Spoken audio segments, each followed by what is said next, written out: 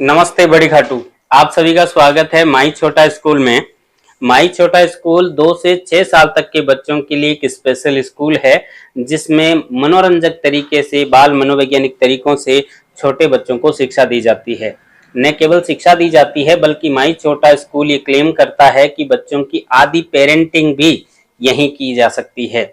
यहाँ बच्चे खेल खेल में जितना उनको एकेडमिक रूप से सीखना है वो तो सीखते ही सीखते हैं, लेकिन मैनर्स हो गया और भी कई सारी गतिविधियों के माध्यम से कई सारी डेवलपमेंट, जो कि मेंटली डेवलपमेंट हो सकती है, फिजिकल डेवलपमेंट हो सकती हैं, उन सब के लिए भी एक अलग तरीके से, अलग एक्टिविटी से, अलग बाल मनोवैज्ञानिक तरीके से यहाँ बच्चों को संवारा जाता है। लीजिए, मैं आपको ज़्यादा यहाँ से कुछ नहीं बताते हुए एक वर्चुअल टूर के माध्यम से माई छोटा स्कूल के बारे में परिचित कराना चाहूँगा। ये रेलवे स्टेशन रोड पर स्थित कैंपस का मेन गेट है, जहाँ पर बच्चे प्रवेश करते हैं। आइए, इस वर्चुअल टूर में आपका भी स्वागत है। प्रवेश करिए, ज्ञानार्थ प्रवेश सेवार्थ प्रस्थान माई छोटा स्कूल। प्रवेश के साथ ही ये है हमारा वेटिंग हॉल, जहाँ पर आप सभी को बच्चे को छोड़ने आना है या बच्चे को लेने आना है, यहाँ पर आपको हम वेटिंग हॉल की सुविधा दे रहे हैं। और यहाँ पर होंगे हमारे रिसेप्शनिस्ट। जो रिसेप्शनिस्ट मैम बैठेंगे वो सीसीटीवी कंट्रोल के साथ पूरे ऑल ओवर बिल्डिंग की जो है यहाँ पर निगरानी भी रखेंगे, और आपके द्वारा कोई भी सामान अगर पहुँचाया जा रहा है, बच्चे का टिफिन पहुँचाया जा रहा है, वो सब यहीं पर लेना होगा। तो इसे हम बोलते हैं waiting area, waiting hall. Waiting hall के बाद हम आगे बढ़ेंगे स्कूल की ओर, और स्कूल के इंडोर कैंपस में मैं आपको लेकर चल रहा हूँ। माई छोटा स्कूल के मेन कैंपस का ये कॉरिडोर है, और इस कॉरिडोर में ही छोटे बच्चों की छोटी छोटी क्लासेस है। लीजिए, वर्चुअल टूर में सबसे पहले मैं आपको लेकर चल रहा हूँ नर्सरी क्लास में। ये नर्सरी क्लासरूम है। हर क्लासरूम छोटी और कम्पैक्ट साइज का क्लासरूम है, और क्लासरूम में सारी सुविधाएं इन अंदर ही सारी मौजूद हैं। और आप देखेंगे कि यहाँ का क्लासरूम का जो फर्नीचर है वेरियस टाइप का है। और यहाँ आपको मैं पहले बता दूं कि प्रथम वर्ष हमारे पास लिमिटेड सीट हैं, इसलिए हम लिमिटेड सीट पर ही बच्चे क्लासरूम में लेने वाले हैं। तो यहाँ पर हमें जो अपने माई छोटा स्कूल में व्यवस्थाएं देनी हैं, उसमें तय किया गया है कि हर 12 स्टूडेंट पर एक टीचर और एक केयर टेकर रहेंगी। और बच्चों को बैठने के जो वेरियस फर्नीचर हैं, उसमें आप देखिए कुछ चीज़ें हैं जो इस तरह के फर्नीचर पर, रेगुलर फर्नीचर पर बैठकर पढ़ाई जानी है, सिखाई जानी है, जो कि व्हाइट बोर्ड के माध्यम से होंगी। और कुछ चीजें ऐसी होती हैं क्लासरूम स्टडी के लिए जो ग्रुप स्टडी के रूप में बतानी होती हैं। तो बच्चों में ग्रुप स्टडी कराने के लिए आप देख सकते हैं राउंड टेबल हर एक क्लासरूम में आपको मिलेगा। और कुछ चीजें ऐसी होती हैं जिसे वैदिक विधि से हमें पढ़ाना होता है, जैसे आर्ट एंड क्राफ्ट की कोई चीज है तो उसे वैदिक विधि से पढ़ाने से बेहतर समझ में आता है। तो वैदिक विधि से पढ़ाने के लिए यहाँ पर आप देखेंगे फर्नीचर के रूप में वैदिक चौकीज हैं। इनके सामने मेट पर बैठकर पालती मारकर बच्चे बैठते हैं और सीखते हैं। तो इनके अलावा मैं आपको क्लासरूम की एक और विशेषता से अवगत कराता हूँ। यहाँ पर ये जो व्हाइट बोर्ड है, ये नॉर्मल बोर्ड नहीं है, ये एक मैग्नेटिक बोर्ड है जिस पर लिखा भी जा सकता है। साथ साथ में इस तरह के ढेर सारे हमारे पास जो कटआउट्स हैं वो चिपकाए जा सकते हैं। तो कटआउट चिपकाकर पढ़ाने से थोड़ा विजुअलाइजेशन ठीक होता है और बच्चों को अच्छा भी लगता है, और एक तरह से हम कह सकते हैं ये भी एक विजुअल लर्निंग हो जाती है। तो कलरफुल इस तरह के चाहे नंबर्स हैं या कोई लेटर्स हैं या कोई पिक्चर्स हैं, तो सारी चीजें जो हैं यंग स्कूल में अवेलेबल हैं। और आवश्यकता के अनुसार जैसा जैसा टॉपिक है उस तरह के कटआउट यहाँ पर चिपकाकर बच्चों को पढ़ाए जा सकते हैं। और क्लासरूम का जो एनवायरनमेंट है, जो कलर थीम है, जो यहाँ पर डेकोरेशन थीम है, वो भी मनोवैज्ञानिक तरीके से इस प्रकार से रखी गई है कि किस एज ग्रुप के बच्चों के लिए कौन सी चीज इफेक्टिव रहती है, कौन सा कलर को माइंड के कौन से सेक्शन को एक्टिवेट करता है। इन सारी मनोवैज्ञानिक बातों का भी पूरा ख्याल रखा गया है। साथ ही साथ ये जो क्लासरूम है पूरी तरह से मैं कह सकता हूँ कि वातानुकूलित हैं। बाहर की नेचुरल रोशनी से लेकर जो आर्टिफिशियल लाइटिंग है वो भी इसके अंदर है, और पूरी तरह से ठंडा, गर्मियों में ठंडा और सर्दियों में एकदम पैक क्लासरूम बच्चों को मिलने वाला है। चलिए मैं आगे बढ़ते हुए अगली क्लासरूम पर आपको विजिट करवाता हूँ। इसके बाद अगर हम बात करेंगे तो हमारे पास क्लासरूम है एलकेजी क्लासरूम। एलकेजी क्लासरूम की भी यही सारी विशेषताएं हैं। आप देखेंगे कि उनका भी कम्पैक्ट साइज का क्लासरूम है। अच्छे से डेकोर इस क्लासरूम में वही फर्नीचर व्यवस्था है, लेकिन थीम अलग है। जिस तरह से नर्सरी क्लास का थीम हमने ऑरेंज रखा है, वैसे यहाँ पर एलकेजी क्लास का थीम जो है वो येलो रहने वाला है। बाकी क्लासरूम ठीक वैसा ही उन्हीं विधियों पर काम करने वाला है। और नेचुरल लाइटिंग के साथ साथ एक और विशेषता भी सभी क्लासरूम की है कि उनके यूं कह सकते हो कि अटैच ही यहाँ पर टॉयलेट की व्यवस्था है, तो छोटे बच्चों को बार बार कॉरिडोर में या इधर उधर बाहर जाने की आवश्यकता नहीं है। हमारी जिम्मेदारी न केवल पढ़ाने की है, हम ये कहते हैं, ये दावा करते हैं कि बच्चों की केयरिंग भी हमें करनी है, पेरेंटिंग भी हमें करनी है। तो इंटरवल सेक्शन में भी बच्चों को भोजन आदि के लिए बाहर नहीं भेजा जाता है, बल्कि जो मैम और केयर टेकर होती हैं उनको यही राउंड टेबल पर एक साथ बैठकर लंच करते हैं, जिससे कि बच्चे लंच करने की, खाना खाने की अच्छी विधियां सीखते हैं। मैम उनको सारी जो अच्छी तरह से चबाकर खाना है या खाने को शेयर करना है, इस तरह की चीजें भी उसके अंदर डेवलप करने की कोशिश करती हैं। चलिए आगे हम बढ़ेंगे और क्लासरूम के बाद मैं आपको एक बहुत ही रंगीन जगह लेकर चल रहा हूं, जहां अक्सर बच्चे रहना पसंद करते हैं, और वो है हमारा बॉल रूम।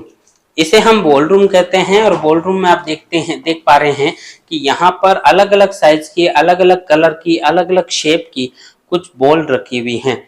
तो इस बॉल्स की सहायता से बच्चा खेल खेल में यहाँ साइजिंग सीख सकता है, कलरिंग सीख सकता है, काउंटिंग सीख सकता है। तो बहुत सारी चीजें जो होती हैं वो हमें बॉल रूम की सहायता से भी यहाँ पर सिखानी होती हैं। और ये बॉल्स में भी अलग अलग शेप हैं। कुछ बॉल्स ऐसी हैं जो एक्यूप्रेशर वाली बॉल्स हैं, तो बच्चे के मेंटली डेवलपमेंट के लिए एक्यूप्रेशर विधि का भी बड़ा रोल होता है। या फिर आई कांटेक्ट से, या यूं आई और हैंड की कुछ जो गतिविधियां होती हैं, जो एक्टिविटीज होती हैं, वो भी इससे करवाई जाती हैं, जैसे स्क्रैपिंग वगैरह, कैचिंग वगैरह, वो सारी चीजें यहीं से होती हैं। इसके अलावा कॉरिडोर में कंटिन्यू अगर हम चलते हैं तो हमारे पास ब्लू थीम का यहाँ पर आप देख सकते हैं, ये है यूकेजी क्लासरूम। सारा सिस्टम वही है, लेकिन इसका थीम ब्लू रखा गया है। और बाकी वही वातानुकूलित है, प्राकृतिक लाइटिंग है और आर्टिफिशियल लाइटिंग भी है, सारी व्यवस्थाएं वही हैं।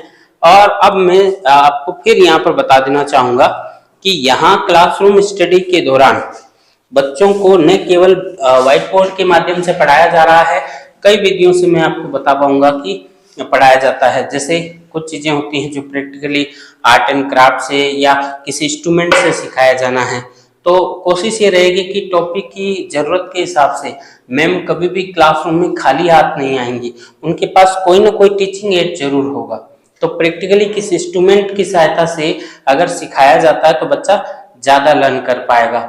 व्हाइट बोर्ड जो जनरल लर्निंग टाइप है वो तो है ही है, मैग्नेटिक कटआउट की सहायता से सिखाते हैं तो विजुअलाइजेशन ठीक होता है, तो बच्चों का अट्रैक्शन भी उसमें ज्यादा होता है।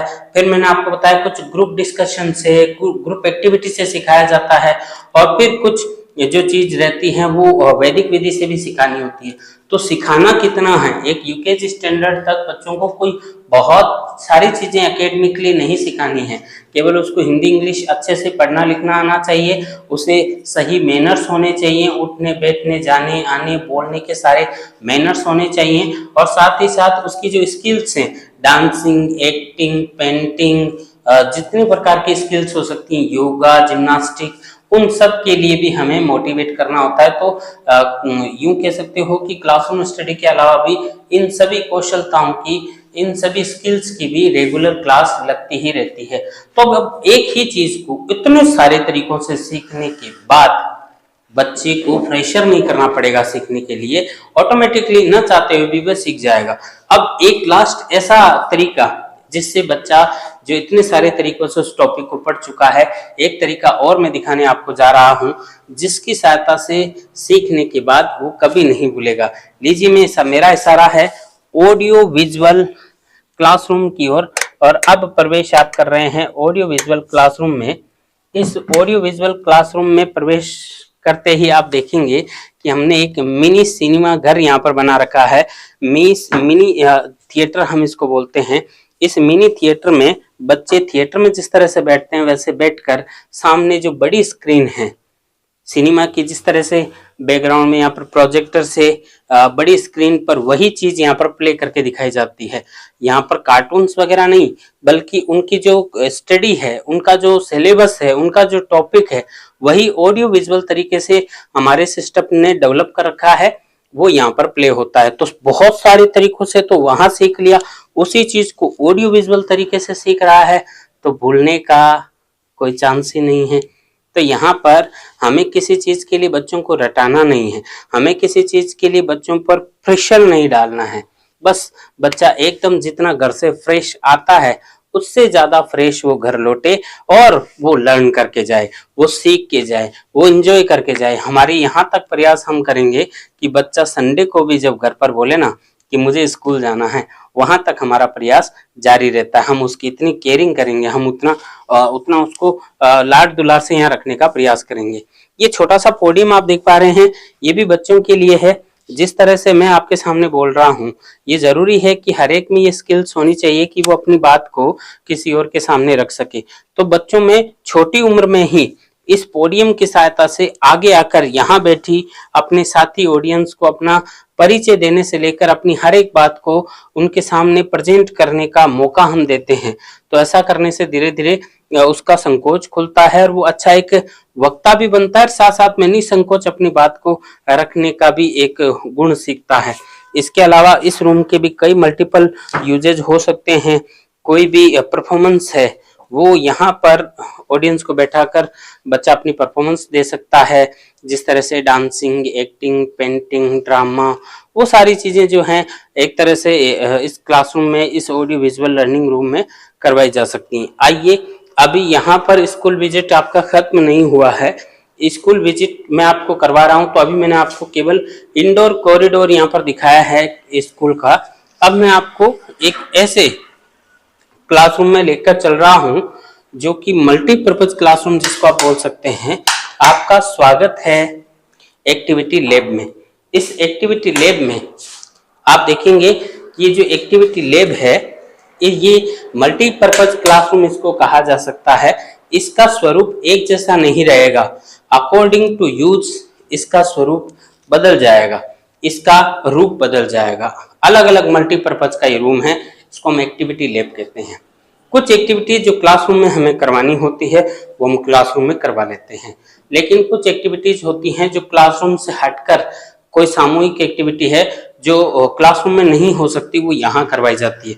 जैसे फॉर एग्जांपल मैं आपको बताना चाहूंगा, मान लीजिए हमें ट्रैफिक लाइट की, ट्रैफिक सिस्टम की हमें एक्टिविटी करवानी है, तो हम इस पूरे रूम को चारों तरफ से एक चौराहे का रूप देने का प्रयास करते हैं। यहाँ पर रोड्स बनाते हैं और यहाँ पर रियल, यहाँ कह सकते हो आप, ट्रैफिक लाइट्स भी हैं। तो इन लाइट्स को यहाँ पर लगाते हैं, यहाँ व्हीकल्स लगाते हैं, किसी को ड्राइवर का रोल प्ले करने देते हैं, किसी को ट्रैफिक इंस्पेक्टर का रोल प्ले करने को देते हैं और एक एक्टिविटी करवाते हैं जिसमें खेल खेल में बच्चा पूरी तरह से ट्रैफिक सिस्टम समझे कि क्या ट्रैफिक सिस्टम होता है। न केवल ट्रैफिक सिस्टम, कुछ भी, जैसे आप यहाँ पर देखेंगे कि ये लेटर बॉक्स है, इस लेटर बॉक्स का भी यूज आप इस तरह से समझिए कि लेटर बॉक्स क्या होता है, इसके क्या उपयोग बीते जमाने में रहे हैं, क्या उपयोगिता है, या बच्चे इसको एक तरह से एक्टिविटी के तौर पर मान लीजिए बच्चे से हमने कुछ लेटर्स लिखवाए और बच्चा उसमें लेटर्स अपनी मम्मी या पापा के नाम, अपने गार्जियंस के नाम इसमें डाल देता है, और जब भी हम मौका मिलता है उनके गार्जियंस के पास वो लेटर्स पहुंचा देते हैं, तो उसको एक बहुत अच्छा फीलिंग आता है कि मेरा लेटर मेरे घर पहुंचा है। तो इस तरह की कुछ गतिविधियां, इस तरह की कुछ एक्टिविटीज हैं जो बच्चों को अच्छी लगती हैं, वो करवाई जाती हैं। जैसे अगर हम बात करें यहाँ पर म्यूजिक क्लास की, तो म्यूजिक क्लास के लिए भी यहाँ पर रियल इंस्ट्रूमेंट ही यूज कर रहे हैं। ये पियानो है, इस पियानो में भी जैसे बच्चे को जो जनरल उसकी फिंगर्स हैं उसको यहाँ पर चलाना सिखाते हैं, जैसे कि हम राष्ट्रगान जैसी चीजें भी प्ले उनसे करवा सकते हैं।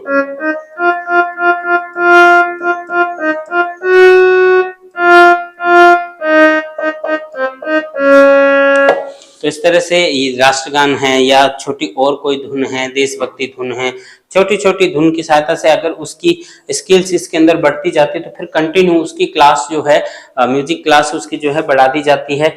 काफी छोटे बच्चों के लिए इस तरह से अलग अलग म्यूजिकल इंस्ट्रूमेंट्स भी हैं जिनका उपयोग उनको समझाते हैं। और आप देखेंगे कि सभी तरह के 3D मॉडल्स की सहायता से बच्चों को बहुत सारी एक्टिविटीज करवाई जाती हैं। ये ईवा मैट्स हैं, इनके अरेंजमेंट से भी खूब सारी एक्टिविटीज करवाते हैं। ये कुछ पपेट्स हैं, जैसे अलग अलग रोल्स के लिए अलग अलग कुछ पपेट्स यूज करेंगे, और जिसमें मान लीजिए अलग अलग जो हमारे कम्युनिटी हेल्पर हैं उनका क्या रोल होता है, एक तरह से पपेट शो अरेंज करके कोई एक्टिविटी, कोई चैप्टर, कोई टॉपिक इनसे रिलेटेड है तो वो करवाते हैं। तो बहुत सारा वो आइटम जो कि एजुकेशनल टॉयज जिसको कहा जा सकता है वो हम यहाँ यूज करते हैं। जैसे हाथों की ग्रेफिंग के लिए भी इस तरह के सिस्टम हैं, या जो फिजिकली एक्टिविटी हैं जिसे हम मिनी जिम इसको बोल रहे हैं, फिजिकली एक्टिविटीज या फिजिकली कुछ बॉन्ड्स जो हैं उनको बहुत ज़्यादा एक्टिवेट करने के लिए, जो कि डांसिंग वगैरह में ज़रूरत पड़ती है, उन बॉन्ड्स वगैरह को एक्टिवेट करने के लिए यहाँ पर ये जो इंस्ट्रूमेंट लगे हुए हैं वो बहुत ही मजबूत और रियल इंस्ट्रूमेंट लगे हुए हैं, जिनकी सहायता से उनके फिजिकल मूवमेंट करवाए जाते हैं। यहाँ पर आप देखेंगे ये मिनी बेड है। इस मिनी बेड की सहायता से बच्चों को सोने का सही तरीका क्या है, किस तरह से सोने से ग्रोथ ज़्यादा होती है, क्या सही तरीका है, सोने से पहले क्या करना है, उठकर पहले क्या करना है, इस तरह की गतिविधियां यहाँ मिनी बेड की सहायता से कराई जाती हैं। ये डाइनिंग टेबल है जहाँ पर बारी बारी से जो क्लासरूम है वो अपनी मैम के साथ यहाँ पर लंच करते हैं, जो भी भोजन है वो करते हैं, और इस तरह के कई सारे इंडोर गेम्स भी इसी रूम में करवा लिए जाते हैं। तो और बहुत सारी चीजें हैं जैसे कि हाइट चार्ट वगैरह हैं। हर वो चीज जो बच्चे के डेवलपमेंट के लिए जरूरी है वो आपको यहाँ माई छोटा स्कूल में देखने को मिलेगा। तो बहुत सारे जो इंस्ट्रूमेंट्स होते हैं, एजुकेशनल इंस्ट्रूमेंट, जिनको हम एजुकेशनल टॉयज बोल सकते हैं या एजुकेशनल एड्स बोल सकते हैं, वो यहाँ पर आप देख पा रहे हैं। मैंने आपको एक्टिविटी लैब में आपको ट्रैफिक रूल्स के बारे में बच्चों को पढ़ाने को कहा, तो आप देखिए कितने सारे सिंबल्स होते हैं ट्रैफिक को समझाने के।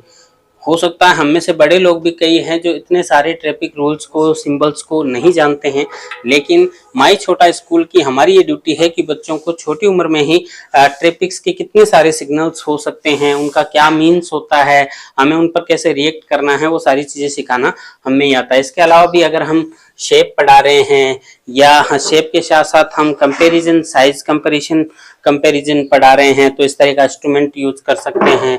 और ये अबिकस की सहायता से कुछ कैलकुलेशंस हैं, तो न केवल ये, बहुत सारे तरीके के अबिकस भी अपने पास हैं जिसकी सहायता से मैथमेटिकल स्किल्स उनकी डेवलप की जाती हैं। और जैसे टाइमिंग वगैरह सिखाने के लिए ईवा वॉच भी अपने पास है, और भी कई तरह के एजुकेशनल टॉयज हैं जो टाइम सिखाने की काम आते हैं। कुछ चीज़ें जो होती हैं हैंड एक्टिविटी हैं, जिसमें आई कांटेक्ट बनाकर हाथ से कुछ यहाँ पर एक्टिविटीज़ करवानी है, तो उस तरह की भी एक्टिविटीज़ हैं। या हैंड होल्डिंग जैसे गेम्स भी हैं, जो मैग्नेटिक गेम्स हैं, उनकी सहायता से भी छोटे बच्चों में ब्रेन डेवलपमेंट की गतिविधियाँ यहाँ पर करवाई जाती हैं। अलग अलग तरीके के जो मैथमेटिकल शेप हैं, कलर हैं, उस तरह की गतिविधियाँ भी इस तरह के एजुकेशनल टूल से करवाई जा सकती हैं। और आप देखेंगे यहाँ पर जो हमारे पास है कटआउट्स हर तरह के हैं, जो कि क्लासरूम में मैग्नेटिक बोर्ड पर लगाने की काम आते हैं। और सबसे रोचक मैं आपको खास यहाँ पर बताना चाहूँगा कि जो बच्चों को यहाँ पर होमवर्क दिया जाना है वो भी बड़ा यूं कह सकते हो कि रोचक होता है, जिसे बच्चा घर पर जल्दी से जाकर करना पसंद करता है। आपके सामने करीब 2000 करीब सील्स आप देख पा रहे हैं। इस सील्स से बच्चों को जब हम कोई होमवर्क देते हैं तो एक तरह से विजुअल ये है, इसको मान लीजिए कि कॉपी में हम इस तरह से स्टैम्प कर देते हैं, तो इनको काउंट करके इनका नंबर सामने लिखना है, या कोई पिक्चर्स लिख देते हैं उसकी स्पेलिंग लिखना है, या लेटर और पिक्चर्स को मैच करना है। इस तरह का क्रिएटिव होमवर्क बच्चे को मिलता है तो वो घर जाकर उसको बड़ी रोचकता से करना पसंद करता है। इसके अलावा आप देख सकते हैं कि आर्ट एंड क्राफ्ट की जो सारी चीज़ें हैं वो भी यहाँ पर मौजूद हैं। क्राफ्टिंग के लिए कुछ भी हम काम में ले रहे हैं तो उसके लिए इस तरह की गम वगैरह की आवश्यकता पड़ती है, गम गन की आवश्यकता पड़ती है। क्राफ्टिंग की बहुत सारी गतिविधियां यहाँ पर करवानी होती है, और बहुत सारे मैथमेटिकल हो या कोई लैंग्वेज स्किल पढ़ानी हो, तो हर तरह के एजुकेशनल टूल की यहाँ पर भरमार है। आई होप इस टूर में मैं आपको माई छोटा स्कूल सिस्टम के बारे में बहुत कुछ बता पाया। और भी अगर आपके कोई डाउट्स हैं तो आप फिजिकली यहाँ पर विजिट करके अपने डाउट्स क्लियर कर सकते हैं, और आपका जनरल जो क्वेश्चंस रहता है वो यहाँ की फीस को लेकर रहता है। इसके लिए भी मैं आपको आश्वस्त कर देना चाहूंगा कि माई छोटा स्कूल जब उदय हुआ इसका, तो इसी पर्पज से हुआ था कि हम कस्बे गांवों में भी अफोर्डेबल प्ले स्कूल सिस्टम ला पाए। तो आप ये मानकर चलिए, माई छोटा स्कूल बड़ी खाटू हो या माई छोटा स्कूल कहीं पर भी संचालित हो रहा है, ये सब आपको अफोर्डेबल प्री स्कूलिंग प्रदान करता है। तो फीस के बारे में आप चिंता नहीं करें, एरिया में जो फीस चलती है उसी फीस में या उससे कम फीस में आपको एक बढ़िया सिस्टम मिल रहा है। तो इस टूर में लगातार बने रहने के लिए आपका धन्यवाद। आप फिजिकली मीट जरूर करें, यहाँ पर विजिट करें, यहाँ के टीचर से मिलें और यहाँ के सिस्टम को देखें और अपने 2 से 6 साल तक के बच्चों का प्रवेश जरूर कराएं। नमस्कार।